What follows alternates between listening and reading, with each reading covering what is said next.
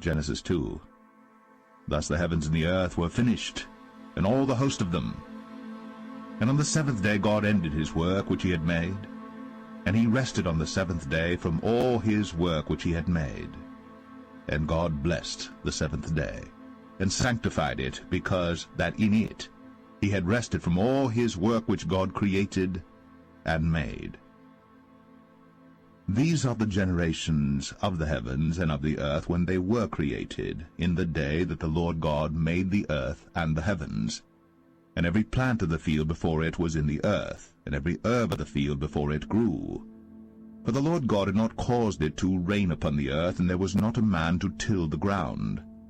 But there went up a mist from the earth, and watered the whole face of the ground.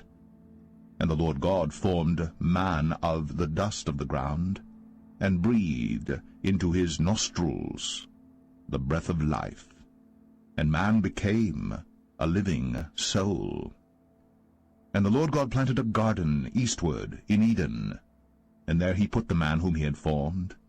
And out of the ground made the Lord God to grow every tree that is pleasant to the sight, and good for food, the tree of life also in the midst of the garden, and the tree of knowledge of good and evil.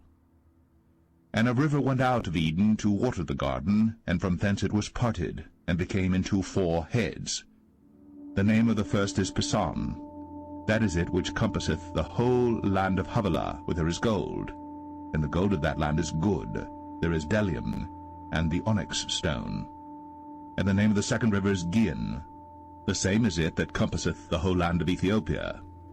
And the name of the third river is Hiddekel. That is it which goeth toward the east of Assyria. And the fourth river is Euphrates. And the Lord God took the man, and put him into the Garden of Eden to dress it, and to keep it. And the Lord God commanded the man, saying, Of every tree of the garden thou mayest freely eat, but of the tree of the knowledge of good and evil thou shalt not eat of it. For in the day that thou eatest thereof thou shalt surely die. And the Lord God said, It is not good that the man should be alone. I will make him an helpmeet for him.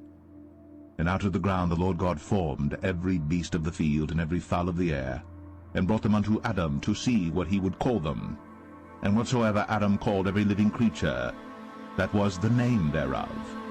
And Adam gave names to all cattle, and to the fowl of the air, and to every beast of the field. But for Adam there was not found an helpmeet for him. And the Lord God caused a deep sleep to fall upon Adam, and he slept. And he took one of his ribs, and closed up the flesh instead thereof.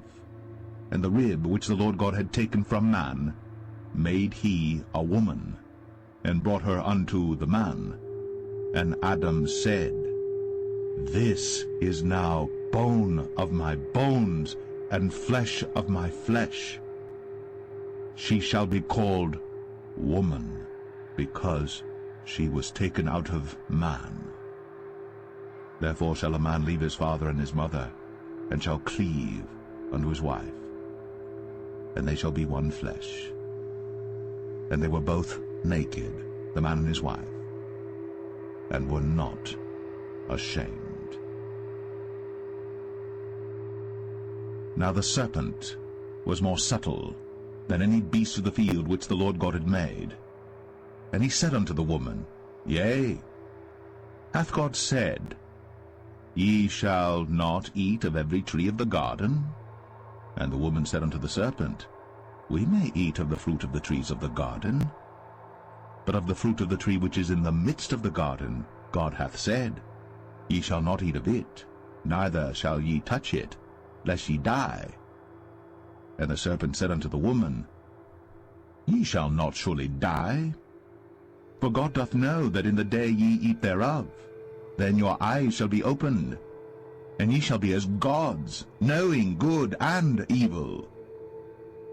And when the woman saw that the tree was good for food, and that it was pleasant to the eyes, and a tree to be desired to make one wise, she took of the fruit thereof, and did eat, and gave also unto her husband with her, and he did eat.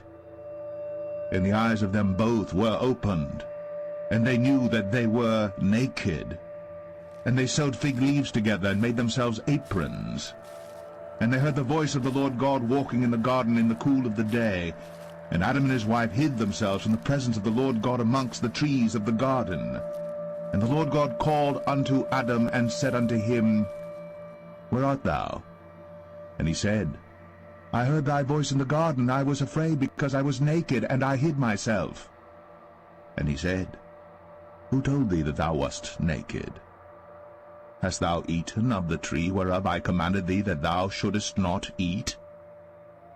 And the man said, The woman, whom thou gavest to be with me, she gave me of the tree, and I did eat. And the Lord God said unto the woman, What is this that thou hast done? And the woman said, The serpent beguiled me, and I did eat. And the Lord God said unto the serpent, Because thou hast done this, thou art cursed above all cattle, and above every beast of the field. Upon thy belly shalt thou go, and dust shalt thou eat all the days of thy life. And I will put enmity between thee and the woman, and between thy seed and her seed. It shall bruise thy head, and thou shalt bruise his heel. Unto the woman he said, I will greatly multiply thy sorrow and thy conception. In sorrow thou shalt bring forth children, and thy desire shall be to thy husband, and he shall rule over thee. And unto Adam he said, Because thou hast hearkened unto the voice of thy wife, and hast eaten of the tree of which I commanded thee, saying, Thou shalt not eat of it, cursed is the ground for thy sake. In sorrow shalt thou eat of it all the days of thy life. Thorns also and thistles shall it bring forth to thee, and thou shalt eat the herb of the field. In the sweat of thy face shalt thou eat bread, till thou return unto the ground. For out of it wast thou taken, for dust thou art, and unto dust shalt thou return. And Adam called his wife's name Eve, because she was the mother of all living. Unto Adam also and to his wife did the Lord God make coats of skins, and clothed them. And the Lord God said, Behold, the man is become as one of us, to know good and evil. And now, lest he put forth his hand, and take also of the tree of life, and eat, and live forever. Therefore the Lord God sent him forth from the Garden of Eden, to till the ground from whence he was taken. So he drove out the man, and he placed at the east of the Garden of Eden cherubims, and a flaming sword which turned every way, to keep the way of the tree of life.